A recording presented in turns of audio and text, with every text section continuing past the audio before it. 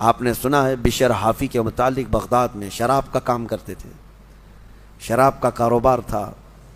ایک بار انہوں نے ایک تحریر جس میں بسم اللہ لکھی ہوئی تھی، وہ زمین پر کیچڑ میں گری ہوئی تحریر کو اٹھا کر چوم لیا اور گھر پہ لا کر اوپر رکھ دیا۔ اللہ کو یہ ادا پسند آئی، اور اس کے بعد اس زمانے میں موجود ایک بزرگ کے خواب میں میرے آقا صلی اللہ علیہ وسلم تشریف لائے اور کہا جاؤ بشر کو اللہ کا سلام پہنچاؤ، جبکہ وہ شراب کا اڈا چلاتے تھے۔ تو اس بزرگ نے یہ سوچا کہ میرا یہ وہم ہوگا، 3 دن مسلسل خواب دیکھا، اس کے بعد آ کر کے بشر سے کہا اے بشر مجھے نہیں معلوم، لیکن مسلسل 3 راتوں سے میں خواب میں رسول اللہ کو دیکھ رہا ہوں، اللہ کی طرف سے تجھے سلام پہنچانے کا حکم فرما رہے تھے تو مسلمان لیکن بھٹکے ہوئے، راستہ چینج تھا۔ اسی وقت اپنے شراب خانے سے باہر نکلے، چیخ مار کر کیوں عرض کرنے لگے مولا تو یقیناً رحیم و کریم ہے، ستار ہے، ایک بسم اللہ کے ٹکڑے کی میں نے عظمت کی اور تو رب العالمین مجھے سلام بھیجتا ہے، لیکن اتنا ہی نہیں کہ ایک سلام آیا اور پھر اس کے بعد اپنا دھندا چلتا رہا۔ بشر حافی نے عزم کر لیا تھا، ارادہ کر لیا تھا کہ پلٹ کر کے میں اپنے اڈے کو دیکھوں گا نہیں۔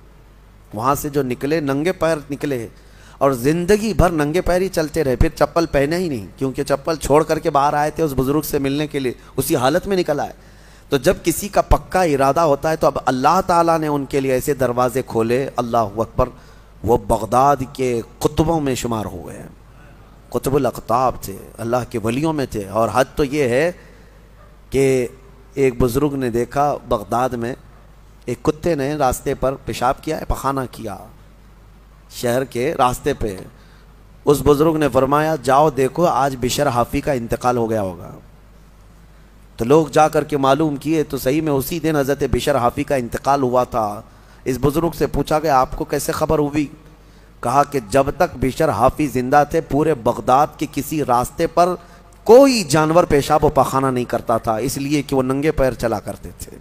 اللہ نے ہر راستے کو ان کے لیے پاک کر رکھا تھا۔ یہ ہے رحمت الہی، جب بدلنا چاہے بندہ مولا اس کے پیروں کو بھی چلنے کے لیے پاک راستے عطا کرتا ہے۔ میرے عزیزو، اسی لیے اعلیٰ حضرت نے ترجمہ بھی کیا اہدنا الصراط المستقیم کا، کیا اللہ تو سیدھا راستہ دکھا نہیں چلا، کیونکہ اب میں چلنے کی کوشش کر رہا ہوں، میں آ گیا ہوں، نماز میں آیا ہوں، یہ سیدھا راستہ ہی تو ہے، لیکن اب آگے اے مولا تو چلا۔ جس کی بھی یہ دعا قبول ہوئی مولا کریم اس کو آخری سانس تک ہدایت پر رکھے گا، چلائے گا۔ لیکن میرے عزیزو بنیاد یہی ہے، قرآن کی یہ آیت ہمیں بتاتی ہے تمہاری طرف سے شروعات ہو، پھر اللہ کریم کی طرف سے رحمتیں کھل جائیں گی۔ گھر میں بیٹھ کر کے صرف لوگ جو آسان نسخے چاہتے ہیں، واٹس ایپ میں دیکھو ابھی وظیفے بھرے ہوئے ہوں گے، ہر جگہ سے انسٹا میں واٹس ایپ میں اتنے وظیفے آتے ہیں جو اللہ کے ولی بنا دیں گے 2 گھنٹے کے اندر۔ یہ پڑھنے سے وہ ہو جائے گا، وہ پڑھنے سے یہ ہو جائے گا، دوسروں کا مال کھاتے رہو اور وظیفے کرتے رہو، لوگوں کو ٹوپی ڈالتے رہو اور یہاں 100 وظیفے پڑھتے رہو، ان وظیفوں کا اثر نہیں ہوگا، تمہارے اندر سے تبدیلی ہو۔ حرام کھا کر کے تم 1000 بار بھی پڑھتے رہو تو تمہاری زبان سے کوئی جملہ آسمان تک نہیں جائے گا۔ تمہیں ان تمام چیزوں کو چھوڑ کر کے پھر دیکھو، آپ کو پتہ ہے محبوب الہی رحمۃ اللہ علیہ کے پاس ایک شخص آیا، کہا میری بیٹی کی شادی ہونی ہے، کچھ دے دیجئے۔ انہوں نے کہا جا باہر کچھ ڈھیلے پڑے ہوں تو لے آؤ۔ وہ 3 ڈھیلے لے آیا، آپ نے کچھ پڑھ کر کے دم کیا، لے جا اس کو۔ اس نے دیکھا ڈھیلے دیے، لیکن باہر آ کر دیکھا تو وہ سونے کے تھے۔ اس کو لے جا کر کے اس نے اپنی بیٹیوں کی شادی کی، کافی قیمت والے تھے اس وقت سونے کے ڈھیلے، لیکن محبوب الہی نے 3 بار قل هو اللہ احد ہی پڑھا تھا، بس صرف 3 بار قل هو اللہ احد کا سورہ پڑھ کر کے دم کر کے دے دیا تھا، لے گا جاؤ۔ اب اس نے بیٹیوں کی شادی تو کی، لیکن نسخہ تو ہاتھ میں آ گیا تھا نا، گھر میں بہت سارے ڈھیلے جمع کر لیا، بہت سارے پتھر اور اینٹ بھی لا کر کے بیٹھا اور رات میں قل هو اللہ احد پڑھنے لگ گیا۔ 3 بار تو چھوڑو، 100 بار ہو گئے، آنکھ کھول کھول کر کے دیکھتا تھا وہ ڈھیلا ڈھیلا ہی تھا، بدلتا ہی نہیں تھا۔ 1000 بار ہو گیا سورہ اخلاص، 1000 بار کے بعد بھی وہ ڈھیلے ویسی رہے۔ وہ دوسرے دن اٹھ کر کے آیا اور سوچا کہ پتہ نہیں اور کیا پڑھے تھے۔ پوچھا محبوب الہی سے کہ آپ کیا پڑھ کر کے مجھے دیے تھے؟ کہا 3 بار قل هو اللہ احد کا سورہ پڑھ کے دیا تھا۔ کہا میں 1000 بار پڑھا، ابھی بھی ڈھیلا ہی ہے۔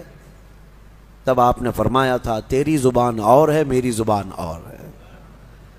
اللہ کریم اس کے ان بندوں کی ہر بات کی لاج رکھتا ہے جو اس کے لیے بدل جاتے ہیں، اس کے لیے چھوڑ دیتے ہیں ہر چیزیں۔ یقیناً آج آپ کے لیے بھی بہت ساری ہیں دعائیں، آپ کی مستجاب ہوں گی، اللہ آپ کی زبان میں اثر عطا کرے گا۔ اس کے لیے کچھ چیزیں چھوڑنے کی کوشش کرو، اس کے لیے کچھ نہیں بلکہ بہت ساری چیزیں چھوڑنا ہے۔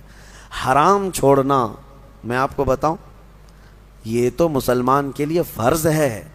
بعض لوگ یہ کہتے ہیں میں شراب نہیں پیتا، پرہیزگار آدمی ہے، چوری نہیں کرتا، پرہیزگار آدمی ہے، جوا نہیں کھیلتا، پرہیزگار آدمی ہے۔ نہیں، شراب نہیں پیتا، جوا نہیں کھیلتا، چوری نہیں کرتا، پرہیزگار نہیں، مسلمان ہے بس، مسلمان ہے بس۔ شک کی چیزوں سے بھی بچتا ہے تب پرہیزگار ہے، حرام چیزوں سے بچتا ہے تو مسلمان ہے۔ مسلمان کے لیے اتنا تو کرنا ہی ہے۔